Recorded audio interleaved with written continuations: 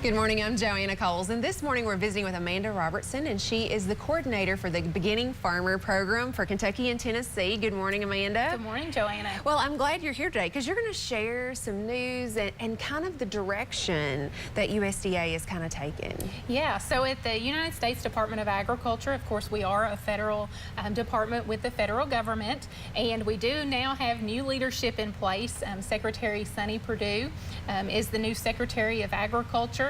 If you're not familiar with him, I think we have a photo to show you there, as well as our new leadership here in Kentucky with our Kentucky State Executive Director, Bryan Lacefield. Bryan may be a very familiar face to some folks in our viewing area, as he's from West Kentucky, and so it's nice to have someone who understands agriculture. He comes from a lending background, so he understands what our farmers are facing from a lending aspect, as well as being involved in all aspects of agriculture. And so with new leadership, we have, of course, new ideas, new priorities, and things that they like to see. And one of those things is focusing on improving our customer service, which USDA has been known for providing superb customer service. But even with that, we have something new called farmers.gov, and that's going to be rolling out. We're in the stages of implementing that. So as you see this logo, you'll realize that it's a new customer service portal. And this helps individuals where we may not have a service center in every county. We have 64 county offices across the Commonwealth, which we have 120 counties. So unfortunately, there's not a service center in every county. So farmers.gov hopefully will be a good customer service portal for our farmers to visit, so they may more efficiently and effectively conduct their business. It may put a hardship sometimes having to travel to their service center to conduct their business. So hopefully this online system will help eliminate some of the barriers that they face. Yeah, and we'll add another option. Yes, you know, yes. Like sometimes during those busy seasons, it might be hard to get in, so they might be able to do that online now. Sure, and that's what we're looking to do, is to provide that good customer service. And along with that, we are also going through a realignment of USDA. Secretary Sonny Perdue, kind of his statement is do right and feed everyone. So we want to be able to provide that good service to them. And one way of doing that and improving upon that is a realignment. So we now have what we call Farm Production and Conservation, which is a new division of USDA, or it's bringing the Farm Service Agency, the Natural Resource Conservation Service, and Risk Management Agency together under one umbrella. And the reason we have grouped those agencies together is because that's the focal point of the nation's farmers.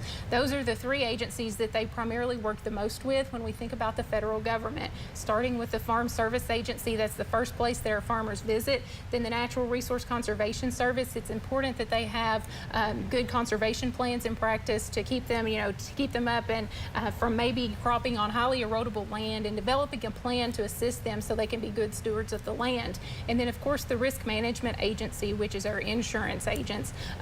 We work very closely with them because everyone, if you're a row cropper, if you have corn, soybeans, tobacco, to get that crop insurance, you have to have a certified crop report on file. And the Farm Service Agency is where you go to do that, and we work very closely with the Risk Management Agency. So it's nice to have all of that all together. Even, when you're planting, when you're doing your crop report, Natural Resource Conservation Service, they play in that role as well, making sure everything is up to par, because you have to be in compliance to participate in the programs that's offered through USDA.